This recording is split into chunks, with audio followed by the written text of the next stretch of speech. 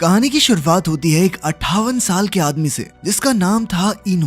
वो अपने परिवार के साथ सामान बांधकर टोक्यो आ गया था। वो अपनी पत्नी और बच्चों को हर सुख सुविधा देने के लिए दिन रात मेहनत करता था, लेकिन उसके आसपास के सभी लोग उसकी बिल्कुल कद्र नहीं करते थे। उसके परिवार वालों को उससे कोई लगाव नहीं था और कोई उसकी इज्जत नहीं करता था। हर रोज इनू लोगों से भरी ट्रेन में धक्के खाकर ऑफिस पहुंचता, जहां उसके साथ जानवरों से भी बुरा बर्ताव किया जाता। आखिरकार इनू अपने घर के बाहर बैठा अपनी मायूस जिंदगी के बारे में सोच रहा था कि अचानक एक कुत्ता चलते हुए उसके सामने आकर खड़ा हो गया। उसके गले के पट्टे के साथ एक कागज बंधा हुआ था जिस पर कुत्ते के मालिक ने लिखा था कि इस कुत्ते का नाम हनाको है और इसका अच्छे से ख्याल रखना। उसी समय इनू की पत्नी जेनी बाहर आई और इनू ने उसे बताने की कोशिश की कि आज से ये कुत्ता उनके परिवार का हिस्सा है, लेकिन इनू के बोलने से पहले ही जेनी ने कुत्ते को बाहर भगाने को कह दिया और फटाक से अंदर चली गई। अगली सुबह इनू डॉक्टर के पास चेकअप के लिए गया, लेकिन तब उसे पता चला कि उसे तो कैंसर हो गया है और ये बीमारी उसके पूरे शरीर में फैल चुकी है, तो बचने का कोई चांस नहीं।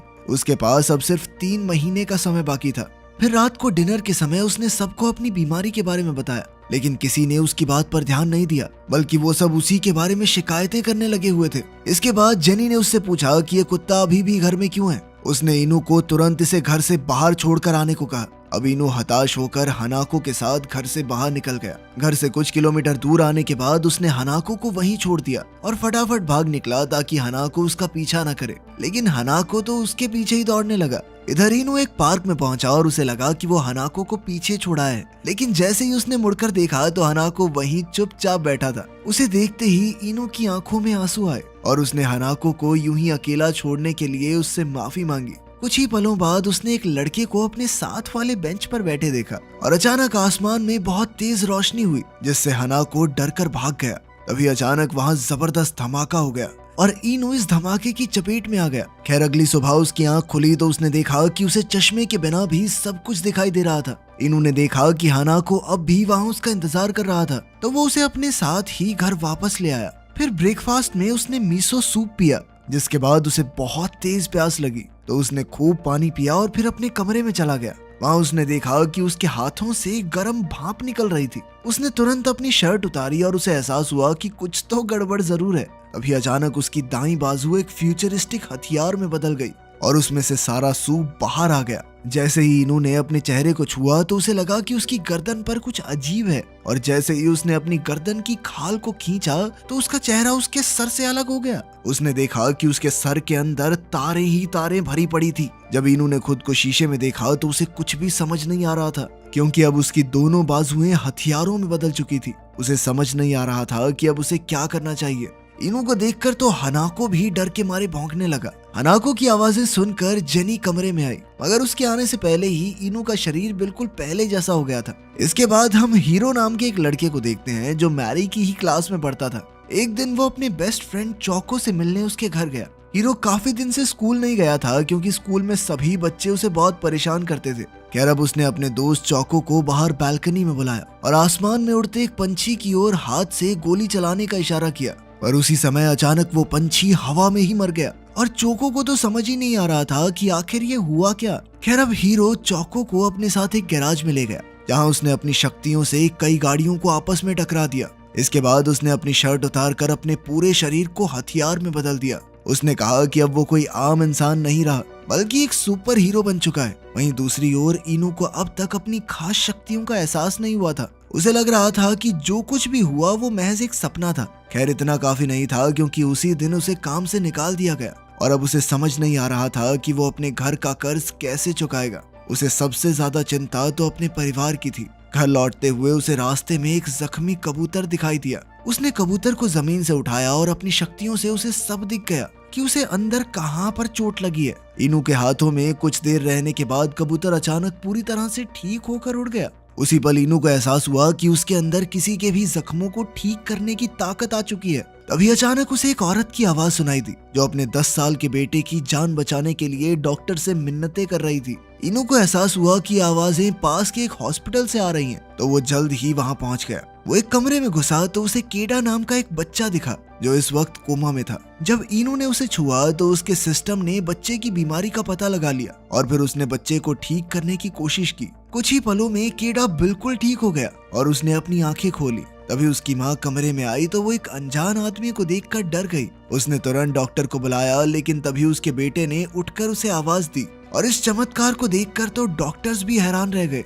इधर इनू चुपके से बाहर आ गया और अब उसे इतनी खुशी हो रही थी जितनी उसने अपनी जिंदगी में कभी महसूस नहीं की। खैर अगले दिन हम देखते हैं कि स्कूल में चौको को टेकन नाम का एक बदमाश लड़का और उसके साथ ही परेशान कर रहे थे। तभी हीरो बीच में आया तो टेकन ने उसका कॉलर पकड़ लिया। हीरो ने उसका हाथ इतनी जोर से पकड़ा कि टेकन को लगा कि आज तो उसकी हड्डियां ही टूट जाएंगी। हीरो ने उसे चौको से माफी मांगने को कहा और फिर उसकी तरफ बंदूक का इशारा करके कहा कि चौको से जो पैसे चुराए हैं ना वो वापस करो। टेकन ने कहा कि उसके पास अभी इतने पैसे नहीं हैं, मगर उसी पल चौको ने उसे रोक लिया। हालांकि वो टेकन से नफरत करता था, मगर वो ये नहीं चाहता था कि हीरो उसे जान से मार डाले। इसके बाद हीरो कमरे से बाहर गया तो शीन नाम की एक लड़की उसके पीछे गई। उसने अपनी सारी हिम्मत जुटाकर हीरो से अपने प्यार का इजहार किया, जिसे सुनकर हीरो को बेहद खुशी हुई। बाद में हीरो ने अपनी माँ को फोन किया तो उन्होंने हीरो को बताया कि उसके पिता की तबीयत बहुत खराब है और वो उससे एक आखिरी बार मिलना चाहते हैं। इसलिए उसकी माँ ने हीरो को आज रात अपने पिता के घर डिनर के लिए जाने को कहा।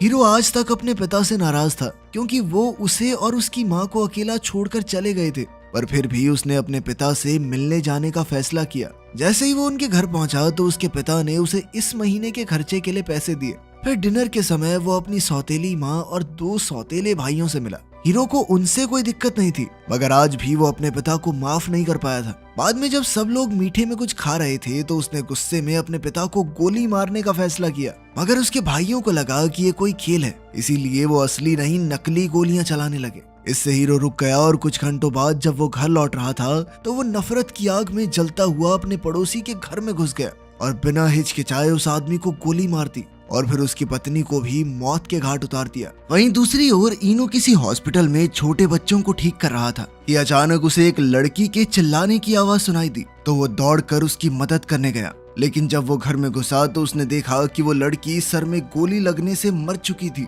इन्होंने फिर भी उसे ठीक करने की कोशिश की, मगर उसके पास मरे हुए लोगों को जिंदा करने की ताकत नहीं थी। फिर वो साथ वाले कमरे में गया तो उसे लड़की के माँ बाप की लाशें मिली और हीरो उसके सामने खड़ा था। अब हीरो को अपने जुर्म का कोई गवाह जिंदा नहीं छोड़ना था, इसलिए उसने इनू पर भी गोली चला दी और वहां से चला गया। कुछ देर बाद इनू उठ खड़ा हुआ और हीरो के पीछे गया, लेकिन तब तक बहुत देर हो चुकी थी। इसके बाद हर एक टीवी चैनल पर इस परिवार के बेरहमी से हुए कत्ल के बारे में ही खबर चल रही थी। पुलिस का कहना था कि इन लोगों पर बंदूक से हमला हुआ है, लेकिन वहां पर एक भी गोली नहीं मिली, खोखा नहीं मिला। इसके बाद जब चौको हीरो से मिला तो उसने हीरो से पूछा कि क्या इस परिवार की मौत के पीछे उसका हाथ है। तब हीरो ने अपना गुनाह कबूल किया और कहा कि अब वो इंसान नहीं बल्कि भगवान बन चुका है। खैर उसने वादा किया कि वो हमेशा चौको की रक्षा करेगा, मगर चौको बहुत डर चुका था, इसलिए उसने हीरो को हमेशा के लिए दूर चले जाने को कहा। बाद में जब हीरो घर आया तो उसकी माँ ने उसे अगले महीने से अपने पिता के साथ जाकर रहने को कहा।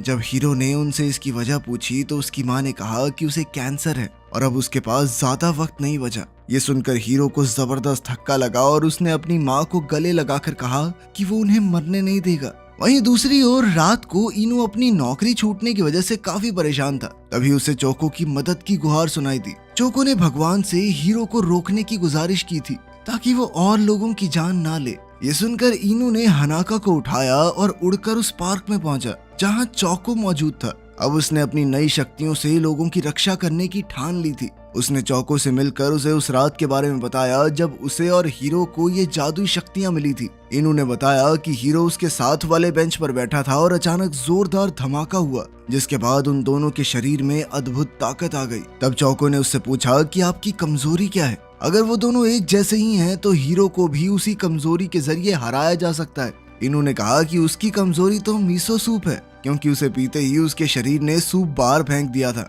खैर उस दिन से चौको ने इनू को ट्रेनिंग देनी शुरू की ताकि वो हीरो का सामना करके उसे हरा सके।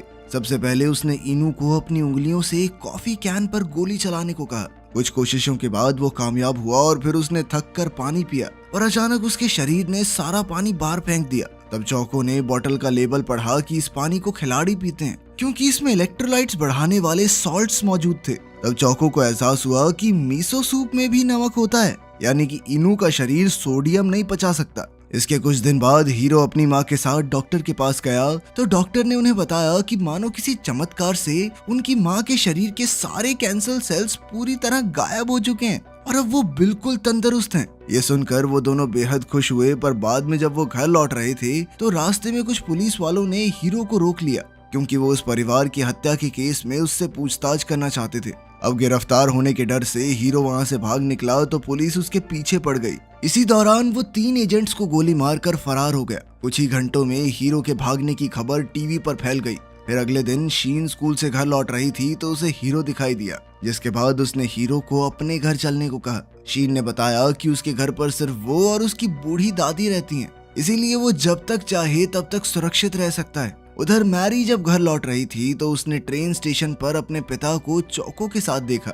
जब मैरी ने चौको से इसके बारे में पूछा कि वो लोग कब मिले तो चौको ने झूठ कह दिया कि हम दोनों तो फ्री फायर खेलते हुए मिले हैं। वहीं दूसरी ओर हीरो ने टीवी पर देखा कि जब से वो भागा था तब से मीडिया उसकी माँ के पीछे हाथ धोकर पड़ गई थी। सैकड़ों रिपोर्टर्स उसकी माँ को घेर कर उन पर बेबुनियाद इल्जाम लगाते और उनके बेटे के जुर्म का जिम्मेदार उन्हें ठहराते थे। बाद में हीरो को पता चला कि उसकी माँ इस सब का बोझ झेल नहीं पाई और उनकी मौत हो गई। हीरो ने इंटरनेट पर एक चैट पढ़ी जिसमें लोग इस केस के बारे में बातचीत कर रहे थे। उसमें एक जवान लड़के ने लिखा कि उसने ही रिपोर्टर्स को हीरो की माँ के घर का पता दिया था। इस पर कई लोगों ने उस लड़के को शाबाशी दी। अब हीरो ने गुस्से में उस लड़के को वीडियो कॉल की और उसे देखते ही वो लड़का काफी खुश हो गया क्योंकि सारी दुनिया हीरो को ही तो खोज रही है। मगर अचानक हीरो ने स्क्रीन की तरफ उंगली करके उस लड़के पर गोली चला दी। वो लड़का हीरो से रहम की भीख मांगता रहा मगर हीरो तब तक नहीं रुका जब तक उस लड़के की जान नहीं चली गई। इसके बाद उसने वहाँ चैट करने वाले सभी लोगों का यही हश्र किया जो इस लड़के को शाबाशी दे रहे थे। इस घटना से टोक्यो पुलिस हेडक्वार्टर्स में हड़कंप मच गया। तब रात को शीन हीरो से बात करने आई तो हीरो ने ये कबूल किया कि उस परिवार की मौत का जिम्मेदार वही है। लेकिन शीन इस बात पर यकीन करने को तैयार ही नहीं थी कि हीरो ऐसा घिनौना अपराध कर सकता है। तब हीरो ने उसे अपनी रोबोट आर्म दिखाई और शीन को अपने साथ उड़ा कर ले गया। उस समय शीन उन लोगों के लिए रोने लगी जिनकी हीरो ने जान ली थी। खैर फिर भी शीन ने कहा कि वो हीरो का साथ नहीं छोड़ेगी। बाद में वो दोनों घर लौट आए और जब शीन पानी पीने लगी तो अचानक घर में हथियारबंद एजेंट्स घुस आए। शीन ने उसी वक्त चिल्लाकर हीरो को भाग जाने को कहा मगर हीरो ने उसे अपनी बाहों में लेकर जमीन पर गिरा दिया और खुद एजेंट्स की गोलियों के सामने उसकी ढाल बन गया। फिर उसने अपनी रोबोट आर्म निकाली और जबरदस्त पलटवार से सभी एजेंट्स का सफाया कर दिया। आखिरकार जब वो उठा तो उसने देखा कि शीन की दादी की मौत हो चुकी थी। फिर उसने देखा कि शीन की भी सांस नहीं चल रही। हालांकि हीरो ने खुद ढाल बनकर उसे बचाने की कोशिश की थी मगर शीन को पहले ही कई गोलियां लग चुकी थी।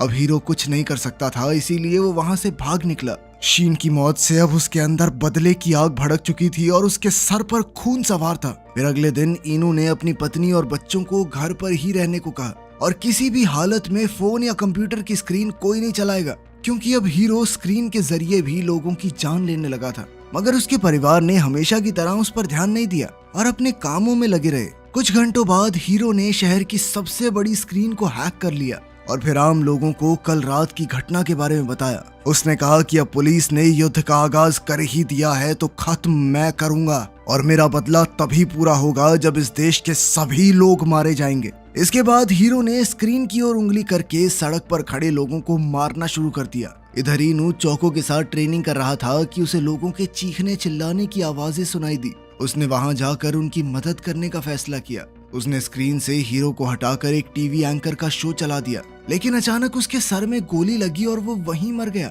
इधर मैरी और उसके दोस्त शहर की एक बिल्डिंग में घूम रहे थे कि अचानक हीरो के हमले की खबर मिली। बच्चों ने इसके बारे में जानने के लिए अपने फोन निकाले लेकिन हीरो ने उन्हें भी मारना शुरू कर दिया।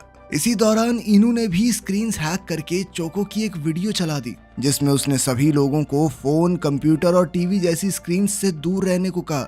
मगर ये सुनकर हीरो ने शहर की बड़ी स्क्रीन्स पर मिसाइल छोड़ दी। इसके अलावा उसने कई बिल्डिंग्स पर भी मिसाइल दाग दी, जिनमें से एक वो भी थी जिसमें मैरी मौजूद थी। उसी समय इनू हीरो के सामने जा पहुंचा और उसने हीरो को अपना आतंक बंद करने को कहा। उसने कहा कि जिस रात धमाके में हीरो को ये शक्तियां मिली उस रात इनू भी वहीं मौजूद था। खैर हीरो अब भी देश को तबाह करने पर तुला हुआ था तो इनू ने उस पर गोली चला दी। अब उन दोनों में लड़ाई शुरू हो गई और हीरो ने अपनी मिसाइल्स के साथ इनू पर हमला कर दिया। इसी दौरान इनू को अपनी बेटी के चिल्लाने की आवाज सुनाई दी तो वो उसकी मदद के लिए भागा, लेकिन तभी हीरो ने उसे पकड़कर एक बिल्डिंग में फेंक दिया। जहाँ से उड़ता हुआ वो एक टीवी टीम के हेलीकॉप्टर में जा गिरा।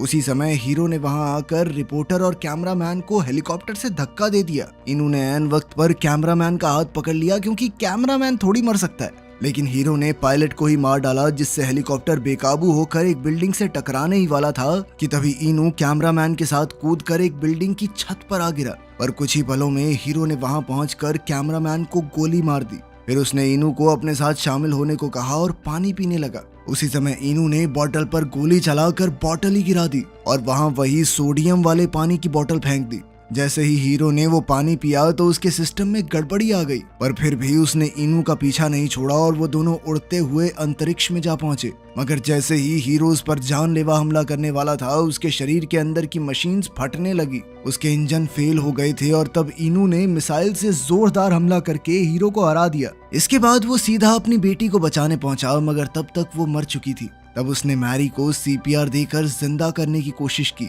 और खुशकिस्मती से उसकी सांसें फिर से चलने लगी, जिसके बाद इनू ने अपनी शक्तियों की मदद से उसे ठीक कर दिया।